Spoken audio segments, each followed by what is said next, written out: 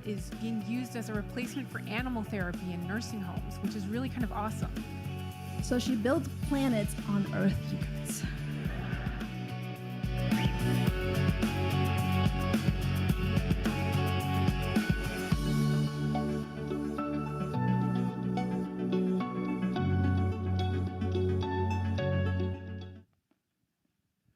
Hello, good evening, everyone. Welcome to the Museum of Science Boston and our very special program tonight, Fat Talk, Parenting in the Age of Diet Culture. I'm James Monroe. I'm the senior producer of adult programs and theater experiences here at the museum, and it's my great pleasure to welcome us all tonight. It's wonderful to see so many of you here in person. Thank you for coming out and joining us in Connors Theater here at the museum. It's also wonderful to see so many of you online. Thank you for tuning in and joining us on the live stream. We hope to see you here at the museum for the next one. And we are all here tonight to celebrate the release of the New York Times best-selling book, Fat Talk, Parenting in the Age of Diet Culture. You can give that a hand. It's a Wednesday night, yes. New York Times bestseller. And we have with us the incredible author of the book, Virginia 𝘂𝘠𝘠𝘠. Yes, and I have been trying to get Virginia up here to Boston as a part of our programming for a couple of years now, and so I'm thrilled that we've finally been able to make it happen and that we could be a part of the release of this really important read. And Virginia has invited tonight, along with her, our amazing moderator, another fantastic writer, 𝘍𝘢𝘵𝘛𝘢𝘭𝘬, and the two of them are going to be taking the stage in just a few moments for a really wonderful evening of conversation. And I just want to kick things off thanking both of them for making the trip to Boston and for allowing us to share this with all of you. And tonight is a part of our current winter-spring season of adult programming here at the museum. We have just a couple weeks left of our current season, but we have some great lineup to come. So I encourage you to check out what we have left by going to our website at mos.org/adults, or you can pick up our season mailer on your way out tonight. We are actually announcing our summer season tomorrow, so if you want to be the first to get access to those tickets and see what's coming up, you can sign up for our mailing list as well on the website. Now, after the conversation tonight, Virginia and Lynn will have a chance to take questions from all of you. So whether you're at home or in here in the theater, you can submit those questions by pulling out your smartphones and going to slido.com, SLIDO.com, and entering the code FATTALK, all one word, just as it appears on the screen. And we'll get through a bunch of those a little bit later on. And then if you're here with us in person, we encourage you to stick around for a reception and book signing one level down in the Blue Wing. Our friends from Harvard Bookstore are set up down there. They'll be selling copies of Fat Talk. You can purchase your own, and Virginia will be signing all of those as well, so it should be a good time. I need to thank our friends from the Lowell Institute and Bloomberg Philanthropies for making tonight possible. It is because of their support that this event was able to happen and that it was free for all of you. So a huge thank you to everyone at both of those organizations. Thank you so much. But now, it's my great pleasure to introduce to the stage our wonderful speakers tonight. Please join me in giving a huge warm welcome to Virginia 𝘂𝘠𝘠𝘠 and 𝘍𝘢𝘵𝘛𝘢𝘭𝘬.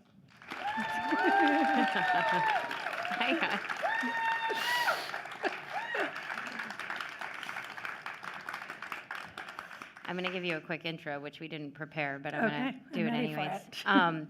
Thank you, everybody, so much for coming, and I think most importantly for me, thank you, Virginia, for writing this book, which is important and exciting, I think, for every parent, but also for every person with a body. So I'm thrilled to talk to you about it, but before I do, you're going to read a little bit to set up my first question, which I'm grateful for. I got you. And thank you, Lynn, for being here with me. Lynn and I are old friends. We've been catching up backstage, and it's really nice because now I feel like we're just chatting as friends. Yeah. So, for better or worse. yeah, it may be great for you all or not. We'll see. Okay, so I am going to read a little of the start of chapter 2, which is called Separating Weight and Health. When Lizzie was 8 years old, she began vomiting often. Her mom, Stella, is a family medicine doctor in Seattle, and she wasted no time getting Lizzie checked out. But it still took several months of constant illness, near daily doctor's appointments, and frequent emergency room visits to figure out that Lizzie had developed type 1 diabetes. In the process, Lizzie lost a lot of weight, and that's what everyone noticed. She was getting so many compliments on her body, says Stella, not just from people who knew her, but from strangers too. She remembers taking Lizzie and her younger sister Phoebe to their favorite clothing store, and standing awkwardly by as the salesperson made a fuss over Lizzie's cute little body that would fit so perfectly into their clothes. And she remembers Phoebe, who was then 5 years old, quietly taking in the scene. She was 3 years younger, but already easily sharing clothes with her big sister. In fact, some of Lizzie's clothes were too small for Phoebe. The first time I talked to Stella and Phoebe, it's about 6 years after that clothing store visit, but Phoebe, now 11, remembers it too. It was so weird how people would just stop us to say, like, "Oh my God, she looks wonderful," she tells me. We're all on Zoom. Stella is speaking to me from a sun-filled home office, and Phoebe is curled up with her laptop in another darker room in their house. She's soft-spoken, and her mom keeps reminding her to lean forward so we can hear her. But Phoebe knows what she wants to say. Even though I was too young to understand why it was wrong, I could see how sick and uncomfortable Lizzie was, she tells me. And so I didn't understand why her being thin was such a good thing. Stella smiles at her younger daughter through the camera. "You know, Phoebe, you've always had this ability to see through to the truth, and you knew Lizzie wasn't okay," she says. "And even though you were at that age, and when none of us knew what was wrong with Lizzie, you knew it was really weird that people were saying her body looked good when she was literally dying." Stella was still exclusively breastfeeding Phoebe the first time their pediatrician referred them to a dietitian because of Phoebe's high weight. Today, Stella says that both she and Phoebe consider fat to be both a neutral descriptor and an identity we claim. But back then, Stella did not think fat was good or even neutral. She had also been big as a kid and began dieting in childhood.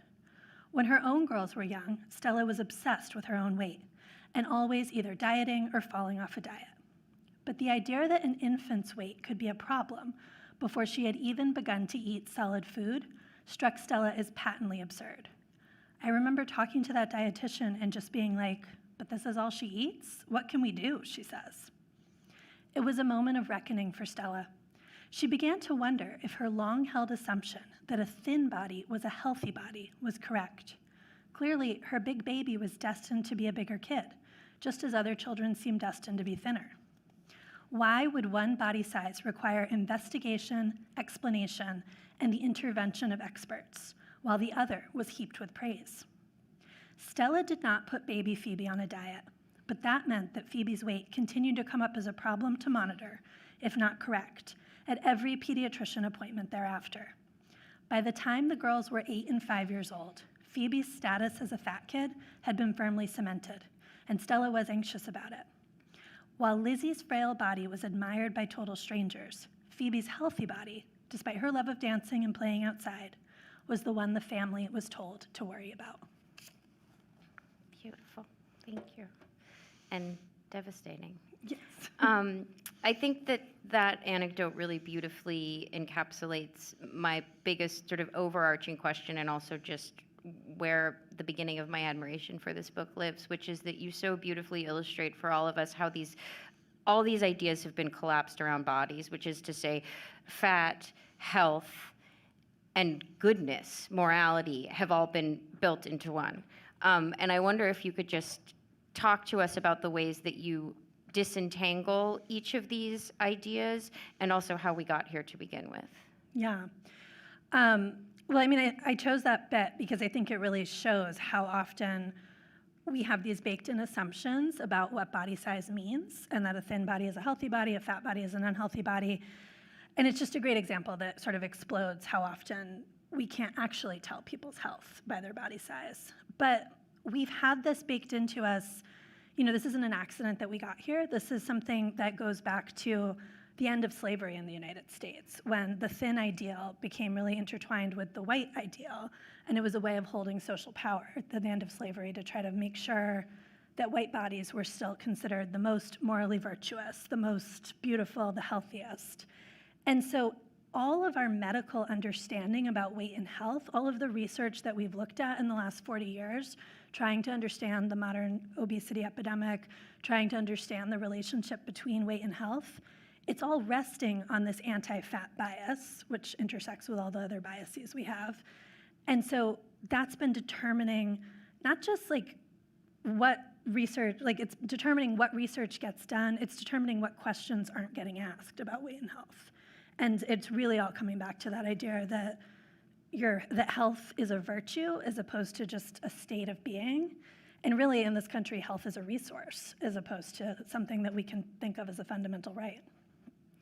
Well, what you just said about slavery pushes me ahead to another question. Sorry, I jumped ahead. No, I love it. Let's go there. Which is just like the thing that you just said about power, right? Which is to say that I like to play this game with students where we look at everything that we read and we say, how is this a book about power and control? And I was thinking about the whole time I was reading this book was all of our conversations about body are about power and control and having it enacted on us instead of being able to inhabit it ourselves. Right. And so I just wonder, and again, I think you've already started to answer this question, but I think there's a lot more there, both how conversations around bodies have been used to control us and to take power from us, and what are the ways that you have seen as opportunities to get that power and control back? Yeah, so it starts in the United States, it really starts with slavery. To be clear, every culture around the world has their own rigid body ideals, and those body ideals are always tied to social hierarchies and to shoring up power, and in particular patriarchy. But here, it really, we can really see it intensifying at the end of slavery and then through the later 19th and 20th century. But I think, the way it plays out today, what we're really seeing is this need to maintain control, particularly of women's bodies, of otherwise marginalized bodies.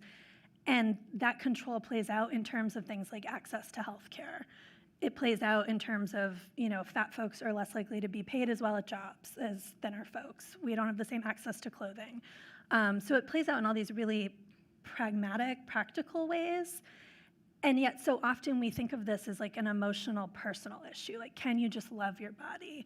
If you can just love your body enough, then it shouldn't matter what the rest of the world thinks. We could reject beauty ideals and just love ourselves. But that's only available to people with privilege, whose bodies are safe everywhere they go in the world.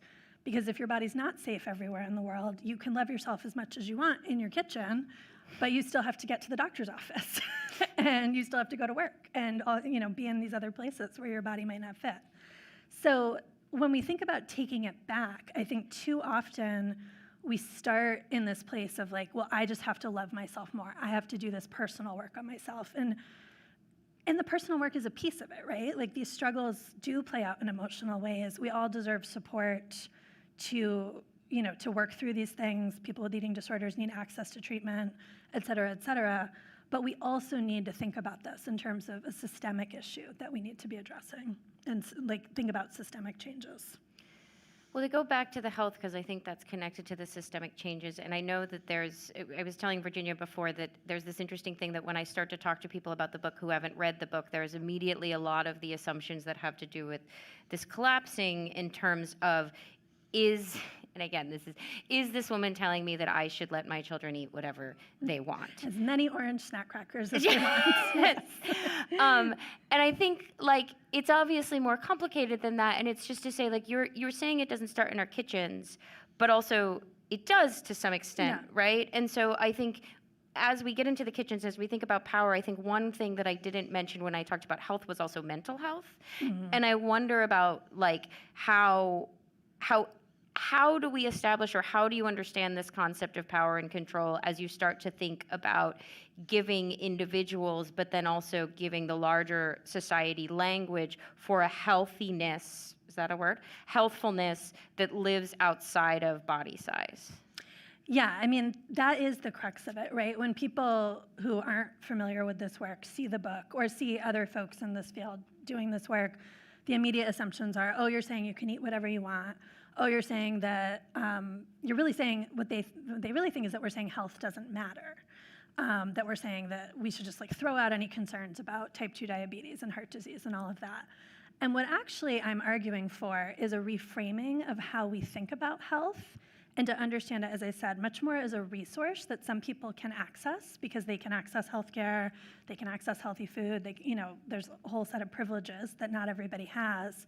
But then it's also a reframing of health to include mental health, to think that actually our ability to feel safe in our bodies is kind of the bedrock of this whole thing. And I think so much of the messaging that I looked at, the way we've talked about the war on obesity, and specifically the war on childhood obesity, where you see the fear-mongering just spiral and spiral, the messaging has basically been this sort of like take no prisoners attitude of like, we have to throw aside mental health. That doesn't matter anymore. We just have to get everyone thin to prevent type 2 diabetes and heart disease. Like that's like what's in everybody's sights. And so this other stuff isn't the concern.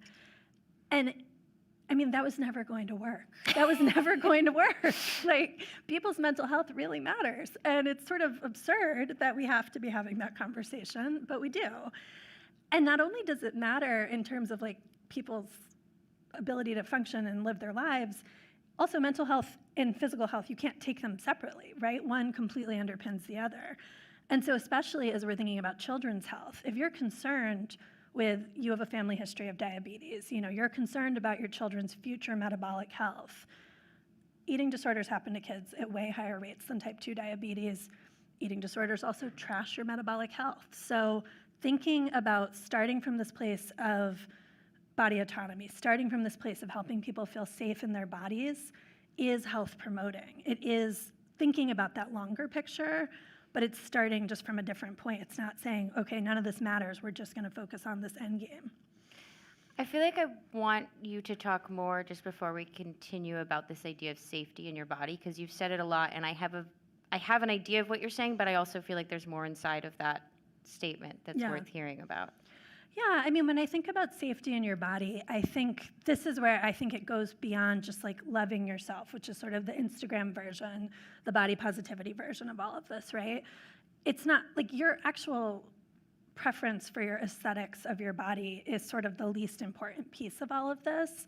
But your ability to feel like your body is safe and welcome, and you know, I'm looking at our accessible seating sign right here, and like James was really great when I checked in with him about the seats here, and are they size inclusive, and what can we do if people need different options? Like, it's knowing that you can move through the world and have your body be welcome and safe, and that you can get on an airplane, and if the seatbelt doesn't buckle, someone's gonna give you an extender and not throw you off the plane or charge you for 2 seats. It's knowing that if you're a kid who wants to play a sport, that they're gonna have a jersey in your size, and that the coach is gonna pay attention to you and be happy you're there on the team, instead of just leaving you on the bench as like the kid who's in the jersey that doesn't fit and doesn't get any playing time because they don't have the quote right body for the sport. So it really goes, it is about our personal feelings, but it's also about, yeah, feeling like your body is safe in the world. And I think when people don't have that, the personal work, really, you can't even really get started on it. Yeah. I think that's connected. We were talking earlier, and I think about this a lot, especially around female bodies, that the female body inhabits the space of both subject and object at the same time. And what I mean by that is that you're looked at prior to being able to act. And to my mind, to some extent, that's some of what this idea of safety is, right? Is that like the object is not considered worthy of its subjectness. The object is not considered worthy of taking up space or of desire. And I think that makes me think again about this idea of like societal control and power. Mm-hmm. How do you think about, why does desire, why does want make people so afraid when they see it embodied in bodies that they don't approve of? Yeah, I mean, that's because it's threatening the whole system, right? I mean, it's really interesting. Some of the messages I've been getting in response to the book, there's been lots of overwhelmingly lovely messages, but there's a lot of men who email me and have things to say. And one of the messages that came in, it was just like one line, and it said, "Men don't like fat girls. Don't let fat girls think men will like them." And that was the whole email. And I don't know, the book's not called Men Like Fat Girls. Like, I don't actually care if men like fat girls. Like, men's desire is not what I'm writing about here. I'm not real invested in it. I also know it's not true. A lot of men like fat girls, fat women, fat people. But I was like, oh yeah, he's just kind of, I like when the trolls go beyond the "but what about health" argument, which is where they really like to hang out. Mm-hmm. And they're like, okay, she's actually got answers to that one. So I'm just going to say what I really want to say. Yeah. Which is, don't let girls think that men will find them attractive if they're not thin. So yeah, I mean, that's what it really comes down to. Like, if we are able to take this power, to take control of this, to say, like, we're going to opt out of this entire system. And if we're able to start saying, how do we change these systems, right? How do we make public spaces more accessible? How do we change the fashion industry so that there's clothes in our site? Like if we start really making progress, that is terrifying to them. That is undoing the whole thing. So, I mean, it's a house of cards situation. Yeah, you can send him to me if you want. Yeah, we'll talk about that off. But I think this idea of appearance, I feel like it's one of those things that is easy when you're talking about, no shade to the men, but it's easy when you're talking about men. I think it gets harder when you're talking about being a parent, Yeah. right? And I think like this is a book that's called Parenting in the Age of Diet Culture, and I think when you are a parent, I am a parent, you are a parent, you have this visceral desire to do things right, to do things well, to have someone tell you how to do things well. And when you have a pediatrician telling you this is how you do things well, Right. you tend to want to listen. And so on the one hand, you're very clearly and very effectively exploding the idea that you're doing things right by restricting your child and not loving your fat child exactly as they are. But I also think that there's this added thing of like, there's still this terror for parents of appearing to do things poorly, right? So, and again, I think it comes back to this idea you said earlier. So if I love my fat kid in private, it still can feel hard to love your fat kid in public. Yeah, absolutely. And so how do you talk to parents about navigating that? How do you think about navigating that? And what are the things that we can do more broadly to help parents navigate that and not feel like they're appearing to not parent well? I mean, I think the first thing we have to do is be really clear that, like, this is a valid fear, right? I mean, the judgment parents experience if their child is even just marginally off the, like, ideal body size is, I mean, it's the comments from grandparents, it's the comments from the pediatrician. For parents parenting kids in bigger bodies or who are bigger themselves, it can also be really, this gets used in situations where parents lose parental rights, like children's body size is weaponized against them in those cases. So there is a lot really at stake here. And I think we're doing a disservice if we don't talk about that, if we don't name that like it is understandable. If you were a fat kid yourself and you were bullied and shamed, you don't want that for your child. You're trying to do something different, but you want to keep them safe, right? From this world where it's easier to move through in a thin body. It just is. But the problem is, because we're operating from that place of fear and because we're looking at all of this, we're looking at all those outside sources of judgment, we then turn to our child and we say, okay, well, we'll keep you safe by keeping you small. That's what we have to do here. We have to keep you small. And that is such a violation of trust with our child. That is telling them their body is the problem to solve. And what our kids really need is for us to say, like, this is the world. We know the world. We see what you're up against, and we have your back. And we're going to help you navigate this, and we're going to stand up for you. And your body is never the problem here. It's the system that's the problem. But that is a scarier leap to make. It's just a harder place to get to. But I do think there's some useful parallels. Like when I think about the amazing work parents are doing to support gender nonconforming kids right now, and the sort of the way that conversation has changed. This is a very similar situation, and obviously that's not happening everywhere, and trans and gender nonconforming kids are facing terrible situations, but I think there's a growing movement there's a language, there's a way to talk about that now that we didn't have, and I think there's a similar conversation that needs to develop around this, and they're really very interrelated, because fundamentally we're saying our kids' bodies belong to them first and foremost, and we're gonna protect that as sacred against everything else. We're going to keep coming back to that. How do we make sure our kids' bodies belong to them? Yeah. It's interesting, this is off script, but I was thinking about this as you were talking, and I was thinking about like our generation and this desire. I have a desire to teach my kids in some ways to be flexible, because it feels like the world is going to need you to be flexible. Yeah. But I think a thing that I've been thinking about a lot lately with my own kids is that actually it's okay to push back on the world more often, And I wonder if you could even just like give examples of some parents that or interactions that you've had where parents have pushed back and actually asked the world to flex in situations where in the past maybe they would flex or ask their kid to flex instead. Well, a really cool thing that's happening since the book came out is I am hearing from parents saying, this really helped me at the pediatrician's office. And, the backstory there is obviously, unfortunately, the pediatrician's office hasn't felt safe, in particular for fat kids, for a very long time.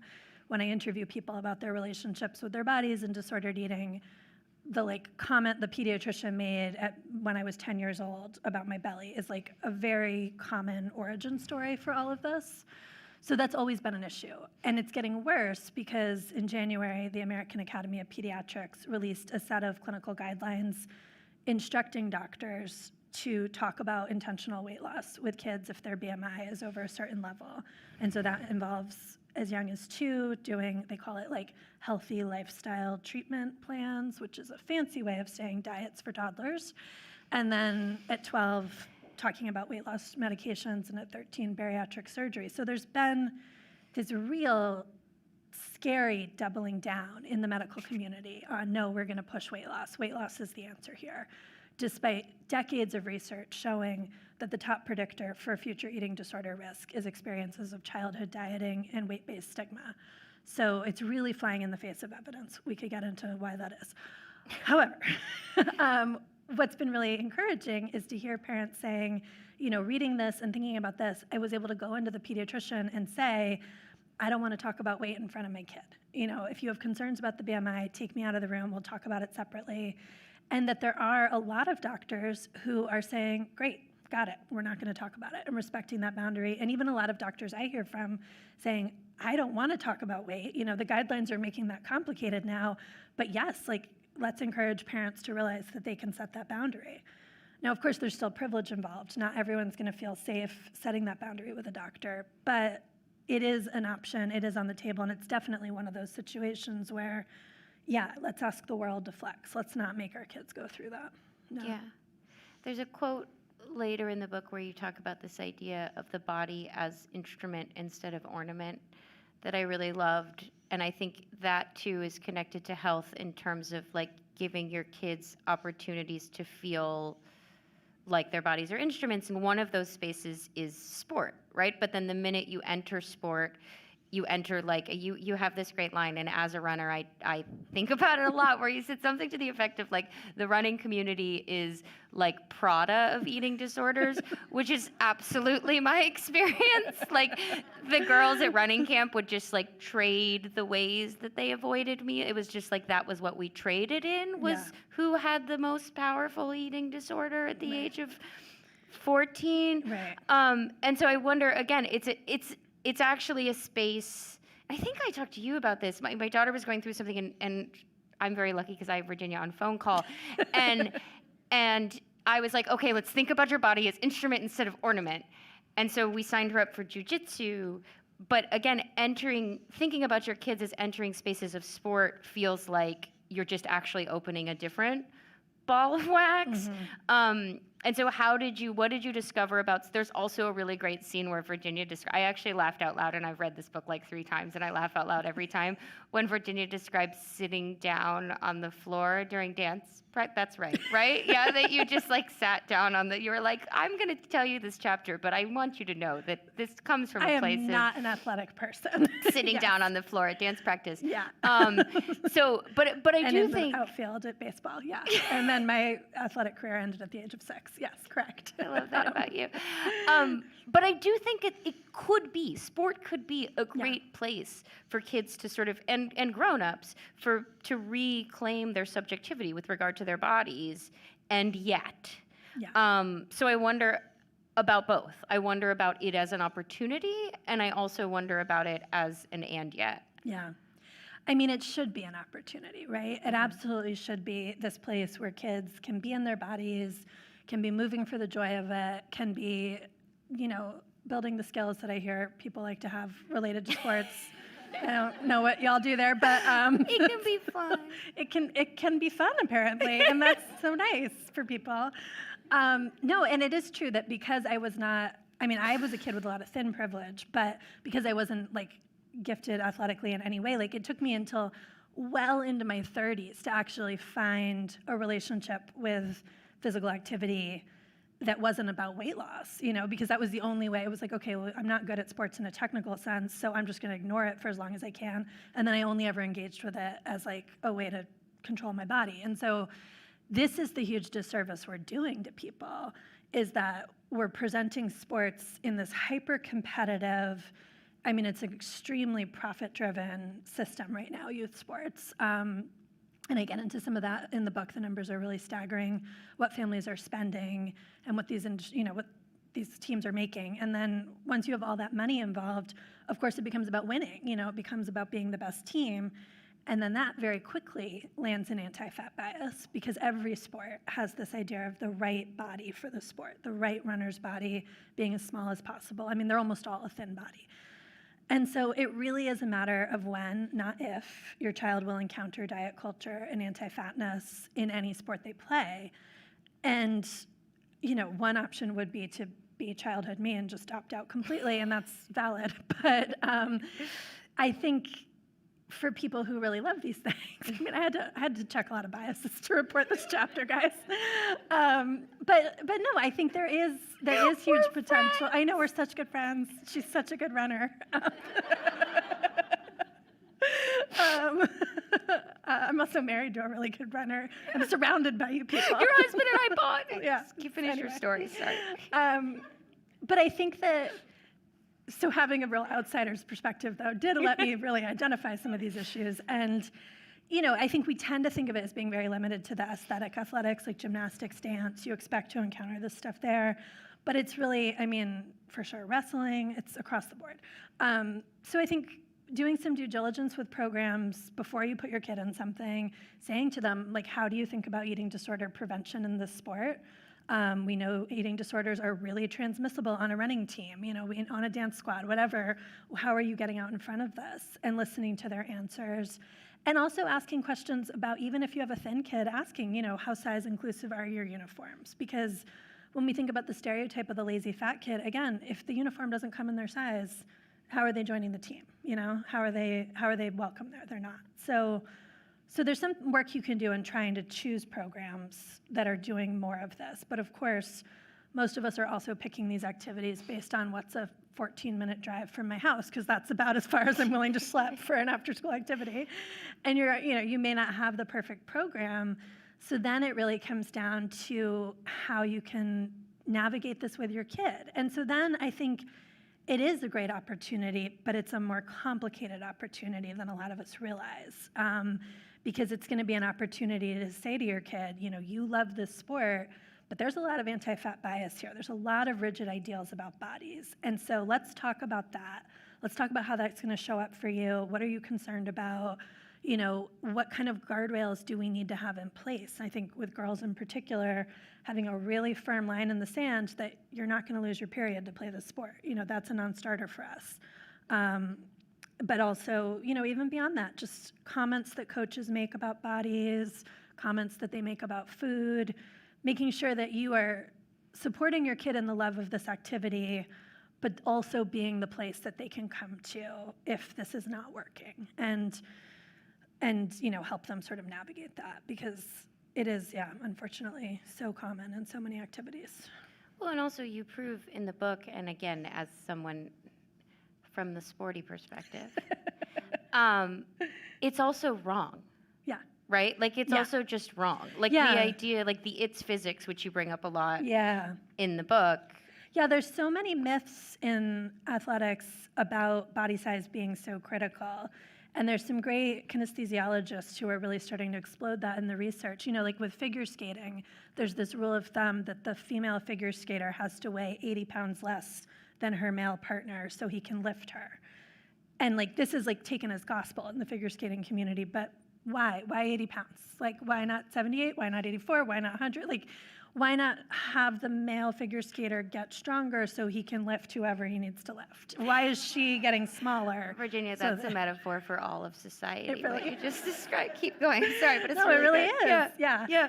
And so much of these beliefs we have about body size being critical, a lot of it just comes down to we've never given people without the ideal body the chance to be in this program in an elite way. They don't get to the elite levels because they don't have the uniforms in their size. The coaches ignore them at age 6. Like, nobody's fostering that athlete the way they're fostering the one who shows up and looks automatically like their ideal.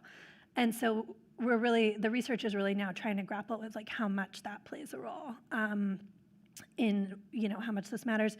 And then we've also seen like there's really good research in running showing that actually when you encourage athletes to eat more, they run faster than when they're hungry. And like that's pretty important actually, but that's like so counter to all the, the way food has been talked about in that sport for decades. So yeah, I mean, it's fundamentally just not true, and it's creating these huge barriers. Yeah. I'm going to bring the audience in to ask questions in a minute, and I just, again, something we were talking about before, because I do think this, what is the misperception around what this book is arguing for that's most infuriating to you? It doesn't have to be what's most infuriating. That was just for my own fun. But like, what are the misperceptions that you just want to clarify? Because I think, again, I've brought this up with people before, and I'm sure people in the audience are people who follow your extraordinary burnt toast newsletter, et cetera. Like, when I start to talk about it, people immediately make assumptions. And my response is, no, just read the whole book and then talk to me. But assuming some of the people won't read the whole book, what are some of the things that are assumed, and what is the more nuanced version of those assumptions? Well, men do think fat chicks are hot, so there's that. That's a big one. It's a big I one. didn't actually spend a whole chapter on that, but apparently it is why most of us move through the world, to be wanted by men. Yeah, so there's that. I think that's not true. That's a lie. To be clear, that's a lie. Don't let that be the soundbite. It's a joke, yeah. But no, I think it goes back to,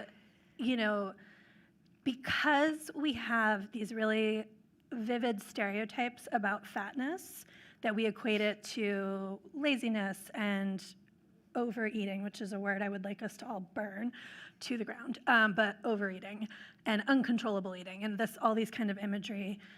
People assume that this is a book that is arguing for like some kind of like Bacchanalian free-for-all of like body size and food. And honestly, it's like not arguing for that. Like, I don't think there's anything wrong with that. I don't believe in overeating as a concept. I think overeating usually means you just didn't eat enough earlier and like you're now correcting.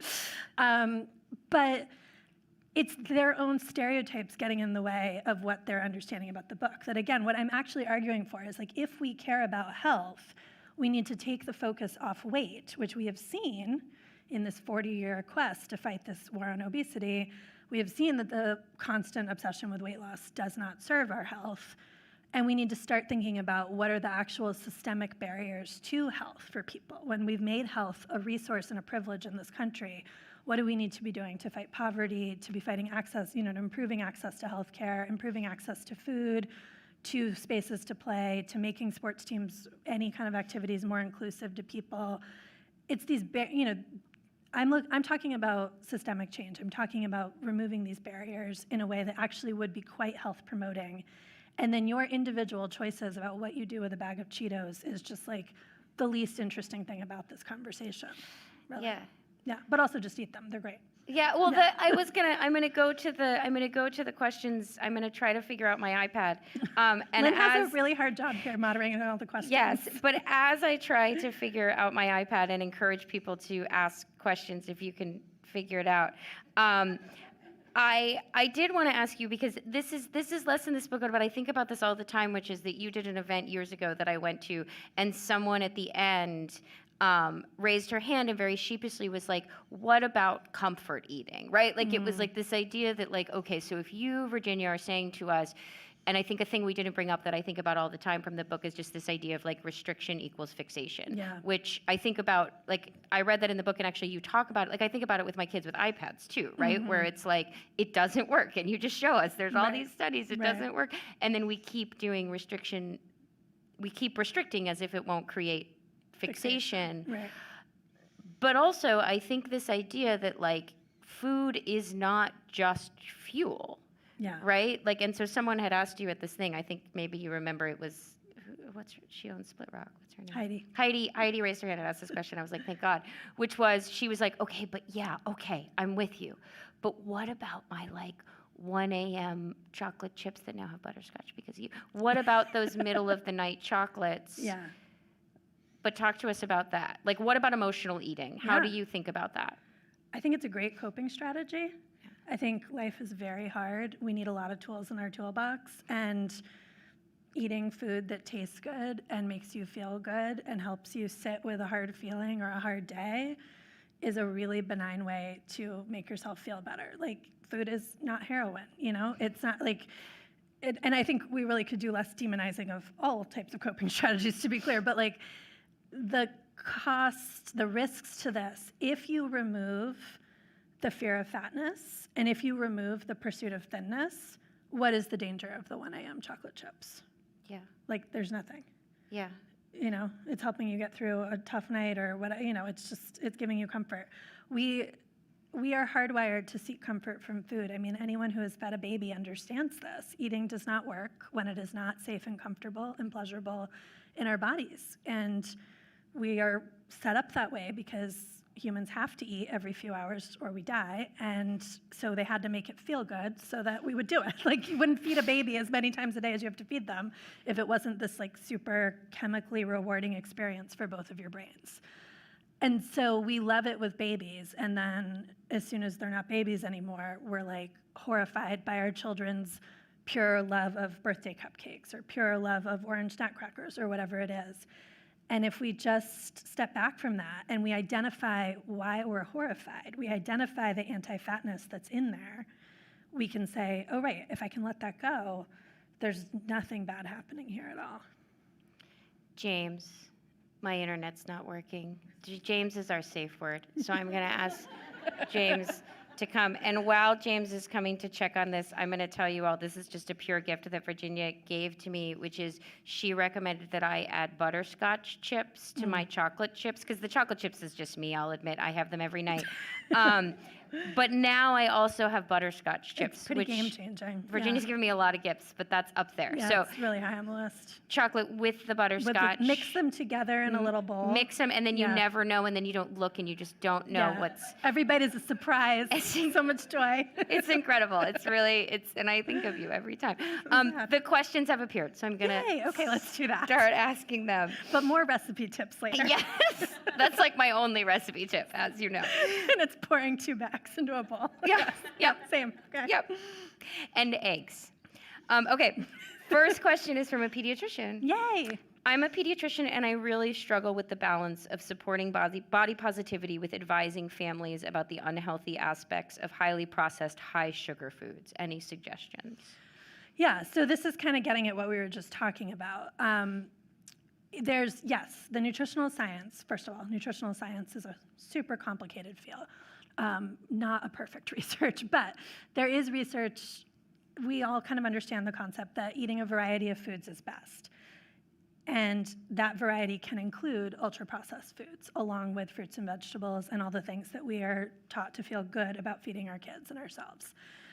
And if you make the ultra-processed foods this restricted, don't have them too often, put lots of rules around it, guess what your kids are going to want to eat? Guess what they're going to be fixated on? Guess what? When they get to eat them, they're going to eat them in this uncontrollable way that feels really uncomfortable to you.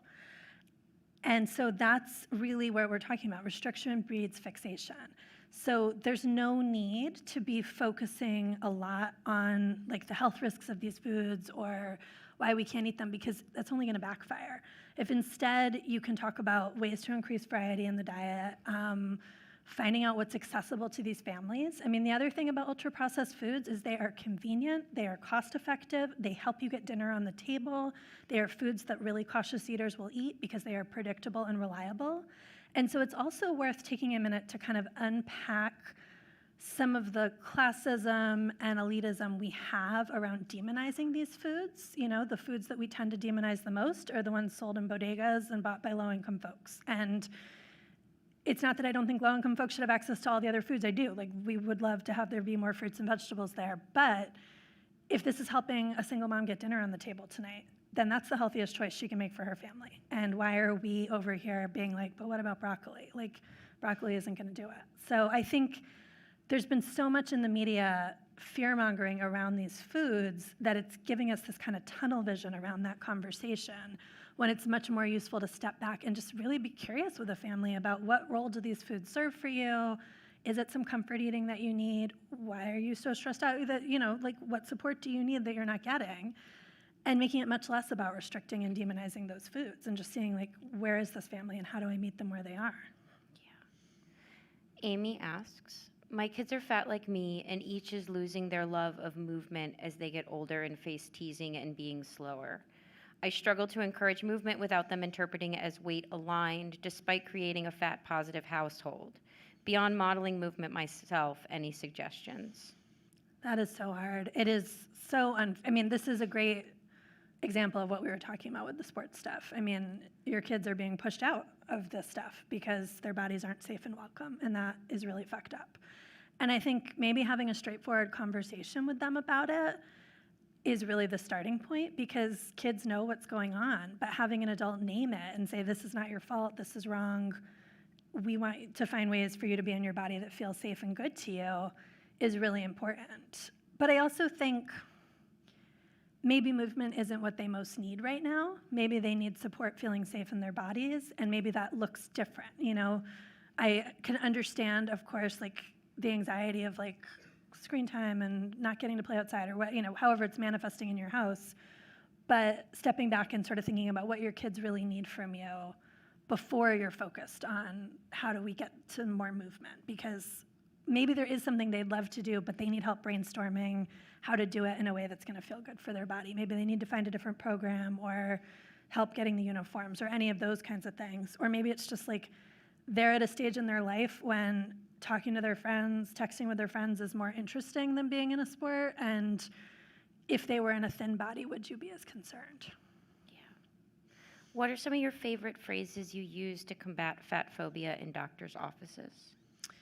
I think with kids, trying to do some upfront boundary setting of like those parents have been telling me, saying, I don't want to talk about BMI in front of my kids, let's have that conversation separately. But then if it does come up in front of your kid, because not every doctor will respect that boundary, just immediately pivoting to saying something like, I'm not really worried about that. I think their body's growing really well, or I trust their body. Your kid's going to hear you say that more than they're going to hear what the doctor said. And if it's your own doctor's appointment, number one, know that you always have the option to refuse to be weighed. They have to have your informed consent, and you don't have to get on the scale. And you can just say, no, thank you, I don't want to be weighed. And you don't really have to say anything more. But I know that can feel scary for folks. And it doesn't always solve it, right? Because if you're fat, they can still see you're fat. And so they'll still be making weight-based judgments. And so then some lines like, if they're pushing weight loss for a particular treatment, saying, well, what would you do for a thin person? And can we start with that treatment? Because that's really the misservice of care we're talking about, where fat folks get prescribed weight loss treatment and thin folks get medication or get physical therapy for their knee problems or get any other types of health interventions that are not available to fat patients. So just saying, what would you do for a thin patient? And can we try that first? Can be a great way to pivot the conversation. I told you, just handed your book out to our Another whole option. Pediatrician's office. It worked. It's there. They were excited. The nurse practitioners were very excited. I love it. How do you teach your child to advocate for themselves if they experience anti-fat bias from friends, family, teachers, etc.? As a parent, you can't always be there to stand up for them. Yeah. I think this is a really longer process, and definitely depending on the age of your child, like, you're not going to expect your 5-year-old to handle all of the, these are skills we want to be building over years so that they can start to do this independently. But I think role-playing with them ahead of time, like, if like some teasing's happening at school, like, tell me what they said, let's think about what you could have said, like helping them kind of strategize, but also knowing that that's like, those moments are so fraught. The pressure should not be on your child to say the perfect thing. The responsibility is on the other person not to be saying the fat phobic thing. And so really your kid's priority in any of those situations is to do whatever feels safe and good to them. And if it's getting out of that situation, then that's what they do. If it's laughing and going along with it and trying to change the conversation, that's what they do, and they can process it with you later. Like, it's not really up to them to fix it in every moment. It's up to them to do what feels safe for them. How do we model these perspectives, attitudes, behaviors for kids while also continuously healing our own relationships with our adult bodies, making mistakes, learning new things, et cetera? I mean, this is the thing, right? Like, nobody is showing up to parenthood with this all worked out. Like, very few people. Maybe one person I know, I feel like, showed up to parenthood with a really solid grasp of these issues. And, you know. Who was that? Christy Harrison, who's an anti-diet dietitian and activist. So she's been doing the work for a long time, and just had her baby last year. But the rest of us, we're all a work in progress. And I think knowing that you're learning alongside them, and that you can kind of, like, if you feel like you've been really restrictive or you've been in a different place and you want to do it differently, just saying, I'm learning some new stuff about bodies and food, and we're going to do things differently. I actually really want my priority to be you feeling in charge of your body more. So we're going to do that and see how it goes. And just being honest and making repairs if you need to with your kid. They can see it being hard. I think the key thing to remember is when you're working on your own stuff, you don't want to model being self-critical and demonizing your own body. But it's okay to say something like, I'm having trouble finding jeans that fit, because this culture makes it really hard to find jeans that fit. Because that's not blaming your body, that's helping them understand the bigger framework. And so thinking about how to, like, pivot it away from you onto the system. There's a couple, I'm trying to sort of cohere a few different questions that are circling around this idea of grandparents, but also other family members, and navigating, you know, close proximity to conversations around diet culture, particularly when it's family, and kids are watching it and seeing it pretty regularly. Yeah, I think this is the #1 question I get on the newsletter is there's like 4 of them. Yeah, what do I do about my mom? Yeah. So, like, this is really hard for so many reasons. Moms are complicated. And I'm just guessing, I can't actually see you all, so I don't know how old everyone is, but I'm guessing we're talking about boomer moms. Just gonna hazard a guess. Yay. And I think it's really important to find whatever compassion we can for the fact that boomers, and boomer dads too, by the way, also a big part of this story, they lived through decades of diet culture we haven't lived through. And the thing about diet culture is it changes the plot every 5 to 10 years, but it doesn't actually let you let go of the thing. So, like, my dad's still having a hard time eating eggs because eggs were bad in the 80s. And, like, you know, it's still a work in progress. And I think, like, just having some compassion for, like, they didn't have this conversation. Fat activism was much more of a fringe concept. This was not a mainstream conversation at all. This is all brand new. And so starting from that is helpful. At the same time, of course, you can try to set boundaries with people. I mean, you can set boundaries with people. So saying before we see the grandparents, like, hey, you know, we're noticing that our 12-year-old is starting to have a lot of feelings about their body, and so we're really trying not to talk negatively about bodies. We're not talking about dieting or food in a negative way. And if you could just, like, help us out with that, that would be great. May or may not work, but at least then, when it doesn't work, you can say, like, hey, this is kind of the thing we were talking about. Can we not do this? And again, just knowing that, like, it's of course not great when grandparents say this stuff, but your response is what your kid is really looking to. And it's not your job to fix their problems. It's okay to let some of those comments slide and just say to your kid later, like, it bums me out that grandpa doesn't eat bread, and I'm really glad that you can eat bread and don't live in that world. It bums grandpa out too. It probably bums grandpa out too. I love this because it's kind of the counter to that question, which is, and I love, shout out to Anonymous for asking this question, what can child-free aunties do to support their parent friends in all of this? Did anyone you interviewed mention things that helped coming from other adults in their kids' lives? I think child-free aunties are, like, clutch in this conversation, Yes. like, really playing a huge role, so thank you. I think you can often be the safe person for a kid that, for a variety of reasons, their own parent can't always be, right? And so you modeling this stuff, you talking about these issues with them, like you just have so much leverage that like kids look to us, but at a certain point we are no longer cool and you remain cool. So like you can really get in there. Like no pressure, but we're counting on you. And I think, it can be all different experiences, like taking them, like maybe you take them to their first Lizzo concert, maybe I'm just throwing out random thoughts here. Like how can you expose them to culture with different body types, in music you play, in books that you give them. We are getting like not enough, but some increasing fat representation in kid lit and YA lit. And so there's like lots of great birthday gift options that you can explore, and just sort of, not coming in with a huge intervention, but just like continually being the person in their lives that normalizes that all bodies are good. Yeah. One more maybe, James? Yeah? What is the best way to teach younger kids, ages 8 and 10, these values? My children are in thin bodies now, and I want to be sure they understand and get this concept on their level to be most supportive of their friends and peers who may be in a larger body. I love that you asked this. It is actually so important to talk about this with thin kids for a couple of reasons. One, the number one reason is not every thin kid will be a thin adult. And so when thin kids learn that their body size is idealized and revered, when the adults around them are making the like cute little body comments, now thinness is something they feel like they have to fight to hold on to. I say this as someone who was a thin kid and who's a fat adult. You experience it as this sense of failure, that you're no longer your childhood size. And so really building in the narrative as soon as possible that bodies change and that is normal and good and not anything to be afraid of. 8 and 10 is the perfect ages to be doing this, right? Because puberty is right around the corner. All the body changes are coming. And way too often the narrative in puberty is that all of these changes are terrible and to be dreaded and avoided as much, as long as you can.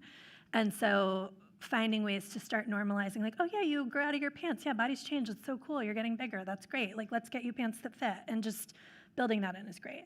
And then, of course, there's also the allyship piece that you mentioned, too. Like, just like if white parents don't teach our kids about racism, we're going to raise kids with racist beliefs. We want to teach our thin kids about anti-fat bias so they can name this. And so I think there are great books. I mean, at 10, you could start watching, Shrill has a lot of sex in it. I'll let you make that call. But like, you can start seeking out, again, the media, music representation, really leaning into trying to find media that celebrates fat bodies, but then also not being afraid to call it out when you see the anti-fat bias.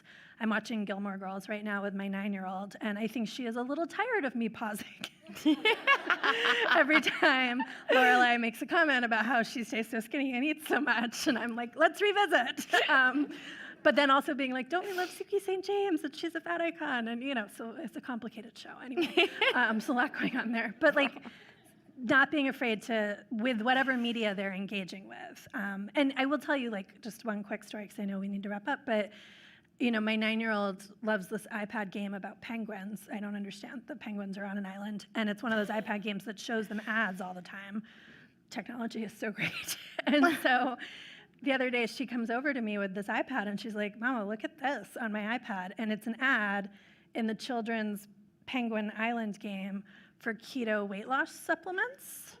And it's like a thin model's torso in a bikini, and it talks about fat burning. And I was like, cool, love this for us. And of course, like, your first instinct as a parent is to be like, well, we're throwing your iPad into the sea, but restriction breeds fixation, right? If I said you can't play the penguin game anymore, all she's gonna wanna do is play the penguin game. So instead, we had a whole conversation where I was like, this feels really strange to have in a kid's game. What do you think? Like, what are you noticing about this ad? And it became every time the ad popped up, she would be like, oh, here it is again. It says expert approved. I don't know what experts are approving this. And so, yeah, on their level, you start to build these skills, and then, they're gonna run with it. I'm so happy that you exist generally, but I am even happier that so much of your wisdom now lives in this book, and that people get to walk around with it and buy it and give it to their pediatricians and their boomer moms and their boomer dads and their great generation grandpas. Yep. I'm just I'm so grateful to you, and I love you, and I hope everybody who hasn't bought the book does, because it's extraordinary, and we didn't even begin to do it justice. So, Thank you. Thank Thank you. you all so much.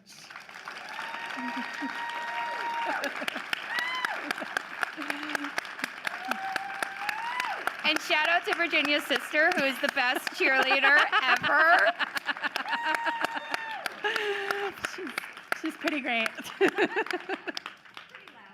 Let's have another hand, please, for Virginia and Lynn. Thank you. Thank you both so much for sharing this conversation with us and being here in Boston. Thank you to all of you for spending your Wednesday night with us. We are going to say goodbye to our friends on the live stream. Thank you for tuning in. Make sure to pick up your copy of Fat Bye, Talk. everybody. And we invite all of you to join us one level down in the Blue Wing.